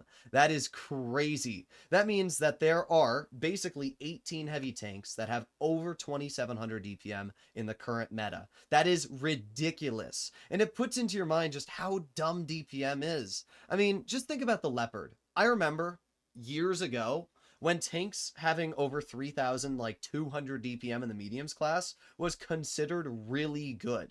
I remember when the Leopard originally had like 3,400 DPM, and it was the highest DPM medium in the game. And now the Leopard is sitting at 3,900 damage per minute. I mean, just think about that. Like, that's insane levels of damage per minute. It doesn't make sense. In fact, if you have like 3,200 DPM, that's considered bad now in the mediums class. For example, we can pull out some mediums that, have pretty average DPM, and it's just not considered good. The Object 907, for example, at 3,300 is middle of the road. So basically, anything less than 3,300 DPM in the mediums class is now It's just dumb. The level of power creep, the level of damage output that vehicles have just gets more dangerous and more dangerous. Even in the latest update of the game where Wargaming claimed to fix the autoloader problem, they seriously just made it worse. They buffed the triple shot gun on the M6 Yo, allowing it to be more accurate and hit more of its shots while still keeping over 3,000 DPM. They gave the Concept 1B a double shot 380 alpha autoloader, solving the only problem the tank had, the only counter, which was its low alpha single shot. They gave vehicles like the Caro a faster intraclip, more damage per minute, better turret armor, all for the slight downside of a little bit less damage per shot. They gave vehicles like the 50B, sure, one less shell, but at the same time, a faster intraclip and more damage per shot. The 4005 is possibly the dumbest tank I've ever seen. A double shot 650 with only a 4-second intraclip. Got its reticle Cali back. Like, all Wargaming's done here is they've made autoloaders more dangerous. They've given more vehicles more DPM, more tanks more mobility, and it further perpetuates the issue of steamrolls. I have played games in the past week that have lasted less than 2 minutes. In fact, I distinctly remember one game on Port Bay where my entire team died in 1 minute and 45 seconds. That is ridiculous. How does an entire 7-team die in 1 minute and 40 seconds? Well, I can tell you why. It's because every single tier 10 has over 3k DPM, and it means that you can kill every other tier 10 in less than 30 seconds. It's ridiculous. It's absolutely ridiculous. What we need to do is we need to start nerfing DPM. I've said this in the past, nerf every single tier 10's DPM by about 15%. This would lower the effective damage output of all tanks across the board. And speaking of autoloaders, this is also something that we should do a brief touch on. Autoloaders are still a huge problem with Blitz. They are a huge problem. What is the point of driving a vehicle that has high alpha when you can drive an autoloader and completely defeat the purpose? Let's say, for example, a Jagdpanzer E100. Think about all the downsides you have to be in a Jag. You're huge, your camouflage is pretty bad, and sure, while you do have decent armor frontally, your sides are terrible, and you might have decent DPM at 2900, but at the end of the day, the Jagdpanzer sacrifices almost everything for the gun. It's slow, its camouflage sucks, and it is incredibly team reliant, while not even having a turret or heavy tank hit points. Now let's compare the Jagdpanzer to something like, I don't know, a Concept 1B. Well, the Concept 1B has more health, about 400 more hit points. The Concept 1B only has slightly less damage per minute. The Concept 1B is way more mobile, physically impossible to penetrate, and, well, let's see, it does 760 damage in 2.5 seconds versus the 800 damage the Jag does. Why would I ever drive a Jagdpanzer when I can drive a Concept 1B? I don't know. I really don't. But that's the problem with autoloaders. They don't have downsides. Why do you get 2,700 DPM and 760 damage and 45 kilometers per hour, a turret that you can't physically pen, ridiculously troll side armor that ricochet shells even flat on the side? It's stupid. I've said it in the past. The simplest solution to autoloaders is two different things. Option A is nerf the intraclip. Instead of the Concept having a 2.5 second intraclip, if you want to give it good DPM, make the intraclip 4 seconds, 5 seconds. This now makes the Concept more punished when it tries to deal both of the shells. The second option you have, which is also very viable, is nerf the DPM. If you make the DPM on the Concept 2,300, sure, you deal 760 damage, but now you gotta wait 20 seconds to get your shells back instead of 14. And this means that you're now vulnerable. The problem is with only a 14-second reload, by the time you get around the ridge, the thing's already got its shells back. And it's the major problem with all autoloaders. I will always have a problem with the way that Wargaming has decided to balance autoloaders. They don't deserve DPM if they're also going to have other capabilities like crazy armor, crazy mobility. And it's the same thing with the 4005. The 4005 with its 650 alpha should not have a 4-second intraclip. And if it does get a 4-second intraclip, then its DPM does not deserve to be 3,300. There has to be a compromise somewhere, and right now, we don't have that compromise, which is why autoloaders are still so dangerous. Because what is the point of driving a single shot when there's an autoloader which does the job better? Why drive any single shot when you can drive an M6O and deal 900 damage in 1.71 seconds, bleed 0 health back into cover and reload your clip? It's stupid, and it's why I've been averaging easily over 4,000 damage in the M6O. I wish that Wargaming would spend more time balancing autoloaders, listening to player feedback, and listening to players that actually understand what they're talking about. That's how I look at it. And you add all these things together, and it just makes driving tanks like super heavies feel completely pointless. I mean, what is the reason that you would ever drive a mouse when you can drive a Concept and have better armor, better mobility, gun depression, DPM, accuracy, everything? Like, the whole point of the mouse is that you have armor, that you have a gun that hits hard, and most importantly, hit points. But it doesn't really matter when this is what an E6 sees on your upper plate. You are a tier 10 super heavy, the heaviest tank in the game right up there next to the Type 5. This is your armor. Even if you angle the turret to the best of your abilities, you can still pen it at either angle. Sure, you could run enhanced armor, still a pen. And even then, you can't angle the mouse because if you try to, this here becomes a pen through the tracks. So you can't really angle it there. So this here would be about your best angle. Still a pen on your tracks, by the way. If you try to angle it anymore this way, you can now pen the upper plate. What is the point of driving a mouse? Like, it's a serious question. And it's not just the mouse. It's the E100. It's any super heavy. Because of how much DPM and how much armor and how much, you know, fast-paced the battles are right now, the fact that Wargaming nerfed enhanced armor, nerfed improved assembly, buffed calibrated shells, it all just combines into being such a useless meta for slow vehicles. Not to mention the maps. We already went over how Naval Frontier, Lagoon, and Castillia just make you want to die when driving in super heavies. Black Goldville makes you want to die when driving in super heavies. It's so disappointing the way that the current meta is. You get punished for driving slow heavies, even though slow heavies are supposed to be the game-changing, team-playing vehicles. You get rewarded for driving cringe BS autoloaders that get hauled down and ruin the experience for everybody else. I mean, I could drive a Felice every game if I want. Let's go pull out the Felice's armor profile, and let's see how fair and balanced this autoloader is, right, guys? I mean, obviously, you would expect a 1780 clipping potential autoloader to be fair on the armor right now. This is what you see with 358 mils of pen on the Felice. That there is your only weak point. That's it. And if you're not loading gold, it's all red. Add that with the fact that this vehicle has ridiculous side armor, and, as I said, a gun that can deal 1760 damage. What are we doing? Why would I ever drive a mouse when the Felice exists? It's a legit question. What does the mouse have over this vehicle? Hit points? Sure. Maybe 300 more health? I don't care when this thing can dish out 1700 damage in 10 seconds. There's no counter to this tank. And it's not just this vehicle, it's the Caro, it's the Kron.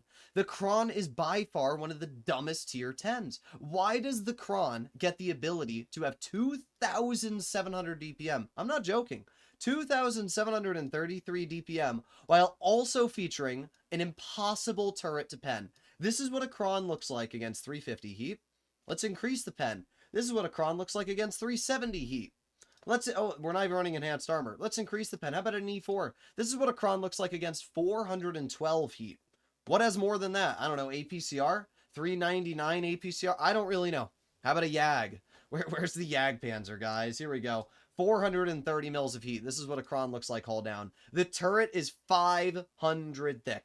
Pair that with a gun that can dish out 1,230 damage in, you guessed it, like 5.6 seconds. It's just, I'm getting a little overworked here, but it's just dumb. The Kron has 3,400 effective DPM because of the way you can use the clip, paired with a turret that you physically can't pen, and because it has sandbags, you can increase this vehicle's health upwards of 2,700. I don't get the point of driving single shot tanks, or really anything, when you can just do that and get hauled down and bully everything in front of you.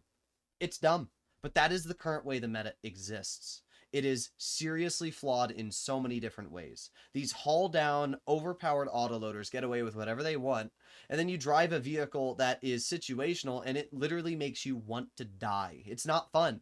I 3-marked the T110E3 yesterday, and I'm in the process of 3-marking the Badger. And honestly, it has been some of the least enjoyable games I've ever played. Because what you end up doing is you drive your E3 or your Badger to the front line, you get hauled down, and then some piece of crap autoloader drives out in the open, tracks you, clips you, and takes off 2/3 of your health, backs up, you can't pen it because it's hauled down, and that's your game. Even something like a Concept can still take 760 of your health off. You can't pen it, it outmaneuvers you, it has really good DPM, more health than you, so you can't push it. It's just really frustrating. Wargaming has seriously ruined so many different classes of vehicles. And it's just a big problem. It really is. So to summarize the issues with Blitz currently when it comes to the balancing, all the tanks in tier 10 have too much DPM. As I said, there needs to be a flat 20 to 15% DPM nerf across the board. Autoloaders need to have longer intro clips or longer reloads, punishing them when dealing damage. Once you've dumped your clip, you should be punishable. That needs to happen. When it comes to heavy tanks, they need more armor. They need more reliable armor. And finally, they need to remove calibrated shells from the game. They need to nerf the refined gun buffs. They need to nerf the tank destroyer changes. All of these would make the game a lot better. And again, I think most of you would agree. Now that brings us to matchmaking. And matchmaking is another huge issue with Blitz. For example, take this game. I'm an Skoda T27. That's a tier 9 medium. I have to fight a 30B and a 121B. How is that fair? I'm in a tier 9 medium and Wargaming's forcing me to fight 2 tier 10 mediums. How is that fair? I cannot counter tier 10 mediums in a tier 9 medium. Sure, I can bleed them out a little bit, but there's just no counter to it. And because yeah, it's just screwed. I remember yesterday I was playing in my Defender FEE, and I had a T54E1 as a teammate, and the enemy team got 2 tier 10 mediums, a TVP and an E50M, because that's how the matchmaker currently decides battles. It makes it so that basically, if one team has 2 mediums, the other team can have 2 mediums, even if they're 2 or a tier lower. It makes no sense. It's terrible game design. It makes no sense. There's no counter that you can do in a tier 9 medium to go up against what this is being thrown at me here. My whole medium flank's dead, and the game's over. My 121B killed himself. I can't do anything in a Skoda T27. So the whole medium flank is cooked at this point. The game's over. That's it. The game's a loss. There's nothing you can do at this point. It's really disappointing when you get games like this, and it's a serious problem with the matchmaker. I've been saying this for years. If you're playing a tier 9 medium, you should only be able to fight a tier 9 medium. If you're playing in a tier 10 medium, then you should fight a tier 10 medium. It shouldn't be 2 tier 9 mediums versus 2 tier 10 mediums. It shouldn't be 2 tier 9 heavies versus 2 tier 10 heavies. That is a problem I've always had with the game. Something else I've had a problem with the matchmaker is tank-based matchmaking. Something that still to this day does not exist in Blitz. Why it doesn't, I don't know. What do I mean by tank-based matchmaking? Well, essentially, let's say one team gets a T95E6, right? The T95E6 is a mobile heavy. It's a vehicle that can do the role of a medium. And the enemy team, instead of getting a mobile heavy, will get an E100. Now, the matchmaker doesn't realize that there is a difference between an E100 and an E6. They're both classified as heavies. So basically, one team can get 2 E6s and one team can get 2 E100s. How is that fair? Let's say you're in the E100, you're on Oasis Palms. You're telling me that Wargaming wants me to drive my slow super heavy with another slow super heavy all the way over to the medium side, so that when I get there, I can get farmed by an already in position haul down E6. Yeah, that sounds really fun. It's not good game design. The matchmaker should prioritize battles where if there's one super heavy, the enemy team gets a super heavy. If there's a mobile heavy, the other team gets a mobile heavy. And it's the same thing for mediums. If one team has an E50M, the other team shouldn't be getting a Leopard 1. The matchmaker should try and have similar classes of mediums, heavy tanks, and tank destroyers. And TDs are the main culprit. I can drive a Badger or an E3, and the enemy team will get a Grill or a 4005. And it's completely different roles. If I'm driving a frontline TD, the enemy team should get a frontline TD. If I'm driving a 183, the enemy team should get a 183, right? That's how it should be. It shouldn't be that there are these completely different vehicles in their play styles that are being placed against each other, because no matter what, there's going to be some sort of disadvantage. That's the problem. Depending on what map you're on, right? Let's say I'm on Dynasty's Pearl. Now it sucks for the E6. If I'm running my E100 and I get Dynasty's Pearl and my teammate gets an E100 as well, we have 2 E100s on our team, and let's say the enemy team gets an E6 and a Strids Von K, what are they supposed to do? Same thing for Himlsdorf. What are you supposed to do? You're screwed. It's not fair. It needs to be tank-based matchmaking. Yes, sure, Wargaming. If the matchmaking takes too long, then you can make it so that, you know, if it takes 2 minutes, then the matchmaker loosens its restrictions. But it would be a lot more enjoyable when I'm playing my super heavy that I don't have to fight mobile heavies. It just doesn't make sense. It really doesn't. Another huge issue with the matchmaker that I've been having for a while is the fact that there are very few heavies being played. If you look at any of my games that I've played in any of my tanks, you'll notice that most of the games usually have 3 tank destroyers. This game here, there are only 2 tank destroyers on the enemy team, but most of you already know what I'm talking about. You look at the enemy lineup, and it's almost always 3 tank destroyers on both sides. And then it's usually 2 mediums, which leaves 2 heavies, maybe 1 heavy. It's very frustrating when you're playing games and the whole entire field is dominated by tank destroyers. It's very frustrating. I don't want to play games where 30 to 40% of the enemy lineup is a tank destroyer, where I can't make a play because the whole enemy team is just spawn camping and I'm going to get nuked by 2 183s. It's dumb. It's really dumb. I hate the tank destroyer spam. The matchmaker needs to prioritize heavy-sided matchups. Mediums love it when there's more heavies on the enemy team because it means there's more hit points to farm. You can use your mobility, you can flank more. Tank destroyers love when there's heavies on the enemy team because it means there's more health to deal damage to. And heavies love when there's heavies on the enemy team because it means they don't have to chase a medium. So the matchmaker, in my opinion, needs to be designed in a way that there are more heavies being placed into games. Instead of 1 or 2 heavies, it should be that there's a minimum of 3 heavies on each team.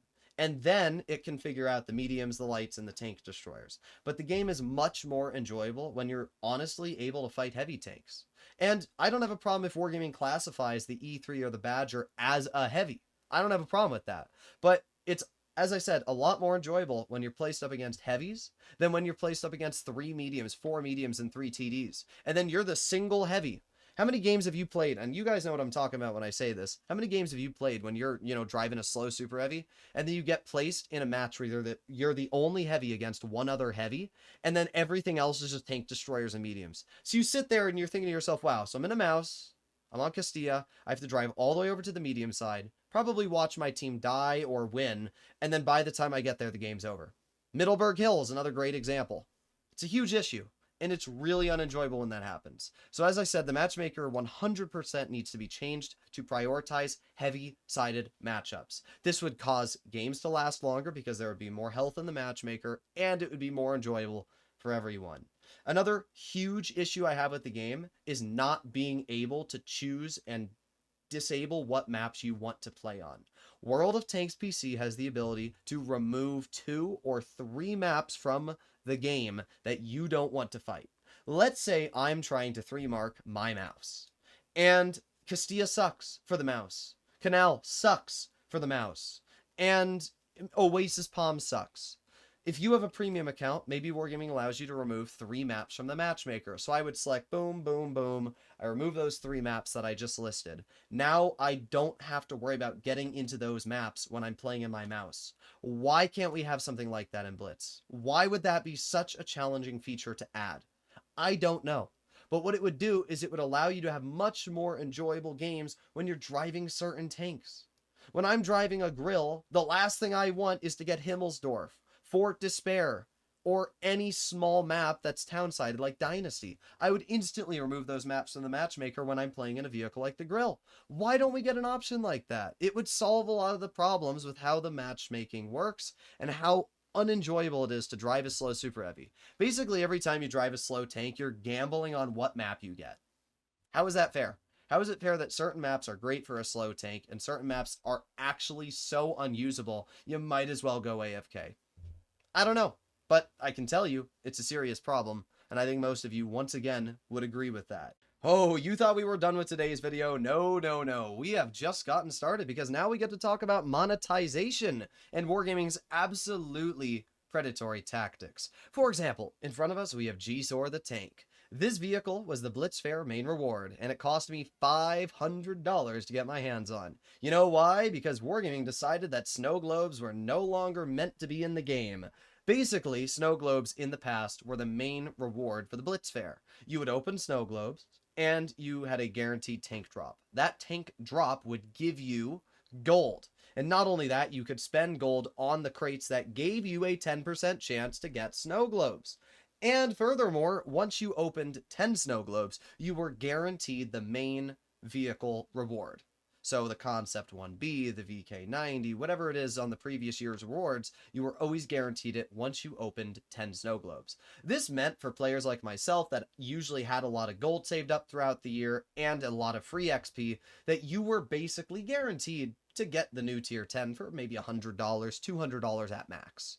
Nowadays, cost me $500 to get the G-Sor. My friend spent $900, did not get this tank. And the reason why was because there was only a 4% drop chance to get a vehicle out of these crates, and it didn't matter how many crates you opened, you were never guaranteed to get the G-Sor. The only way to guarantee it was to get all the other tanks first, and then you had a guaranteed chance if you got unlucky. Yeah, that's great game design, Wargaming. Way to go. Screw over the players who are actively supporting the game and paying your bills. What are we doing, bro? What are we doing? It's honestly gotten me pretty pissed off and made me not want to spend money on this game. My friend who spent $900 on the game also has now basically said he doesn't want to spend money on this game anymore. I have another friend who spent hundreds, if not thousands of dollars on Blitz just in the last month, who also has quit the game and gave his account to my friend because he said he is no longer supporting Wargaming and their predatory tactics. So good job, Wargaming. 3 people that have given you tens of thousands of dollars throughout the past couple of years, you have screwed over to a point that they are no longer willing to shill to you. That is what you've done to your player base. Good job.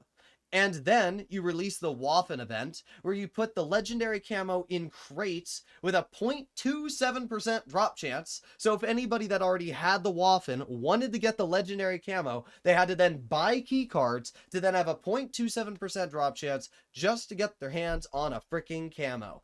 I know people that spent hundreds of dollars and didn't get the camo because instead of making it for players, oh look, you gambled hundreds of dollars last year to get the camo and you didn't, or not the camo, you gambled hundreds of dollars to get the Waffen. Well, you know what we're going to do in appreciation for you spending hundreds of dollars? We're going to make it so that if you want the legendary camo, you got to spend more hundreds of dollars. What are we doing, Wargaming? Seriously, what are we doing? Why are we putting camos as a 2% drop chance in crates that you have to get alongside the crate itself? So, for example, the Type 5 Heavy, when it was released in crates, I got for, I think, $30. You know what I don't have? The camo. Because the only way to get the Type 5 Heavy camo was in those crates. They haven't released it since. There's no pop-up. That was the only way to get the Type 5 Heavy camo. And that's not the only one they've done this for. It's the same thing for the T3 Jaeger. The only way to get that vehicle's legendary camo was in the key card boxes alongside the Waffen event. It is crazy to me how Wargaming is not only having tanks as a drop chance, but also camos. Speaking of tank drop chances, did you know that Wargaming has lowered the drop chance of all new crate tanks? It used to be a 5% drop chance for vehicles in crates. It is now a 4% drop chance. That is a massive change. Might say, oh, that's only 5 to 4. That's a 20% decrease in your probability to get the vehicle. That is an insane decrease. 20% less chance to get a tank drop. That is huge. That means Wargaming is making 20% more money on all the crates versus what they previously would have. This is ridiculous. And it's not the only predatory things they've done. There are plenty of examples of Wargaming screwing players over. I mean, heck, just these season tank certificates and crates. Last year, Wargaming released season tank containers. And if you got a season tank certificate, you were guaranteed to get a new tank that you didn't already have. In fact, on my press account, I still have the certificate. If I open it, it just gives me a tank that I already have, and then it says, oh, you already have this tank, so we'll give you another certificate. So you can just keep opening it, and it'll just keep giving you a certificate. I think that's really nice, because what that means is, let's say I didn't have the KV Junior and the Argonaut. If I just kept opening the certificate, eventually it would just give me the tank that I didn't have. But what Wargaming did in the latest change is they made it so that now they are rule out rewards. So I would have to get every single tank in this list until I didn't have the KV Junior and Argonaut, and then I would be able to get those tanks. So they made the crates worse. They've done this with all the crates. Every single tank in the game, they've made the crates worse for. They've made things more expensive. They've made gold more expensive. They've made gold itself a completely useless currency. You can't buy crates with gold anymore. It's useless. You can't buy crates with gold anymore. They've added golden tickets into the game, which, by the way, can be used in the auction. It was an utter failure, and I actually am laughing in Wargaming's face when it comes to the ELC 901. This tier 8 French Light was sold for golden tickets, and Wargaming expected that they were probably going to get a bunch of golden ticket sales and that this vehicle was going to go for a lot of money. Well, it turns out that they didn't even sell out the quota of vehicles that were maxed because of the fact nobody wanted to buy golden tickets after they were sitting on hundreds of thousands of gold. And it just shows you how much Wargaming is trying to screw over players. Oh, you have gold? Well, guess what? You want to get this new tank? You need golden tickets. Gold is just a useless currency. Because for players like myself that want to get new tank releases, they are never released for gold. The key cards that were added into the game, there was no way to obtain key cards without spending real money. Any of the new tank crates that are released into the game, there's no way to buy them without spending real money. Which means that I'm sitting on 100,000 gold with no actual use because it doesn't do anything. All it can do is buy me tanks that I already have that have been in the game for years. Anything new, you have to spend money on. So it's the further inflation of gold and making it utterly useless, adding these new currencies like golden tickets so that you can spend more money on a new currency because we're deciding to make gold pointless.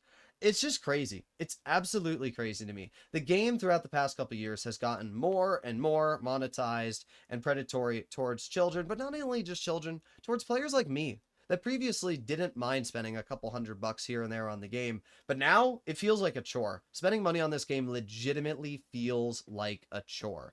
I don't want to load up Blitz, see a new tank is in the stores, and be like, well, there goes $200 out of my bank account. It's just awful. It's an awful feeling. And it makes me not want to play this game. It really makes me not want to play this game. When the company behind it is milking out every single drop of money they can. And at the same time, they release an update where they still have not put quick commands back into the game after 2 weeks. 2 weeks, Wargaming. That's pretty dang crazy.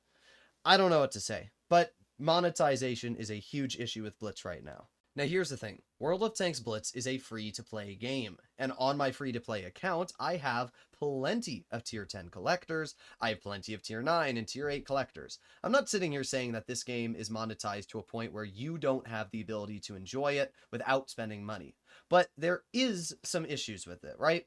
The players that actively support this game, like myself, that want to get the new vehicles, that want to try them out, those are the players that Wargaming is screwing over. But more importantly, they are also screwing over the competitive scene.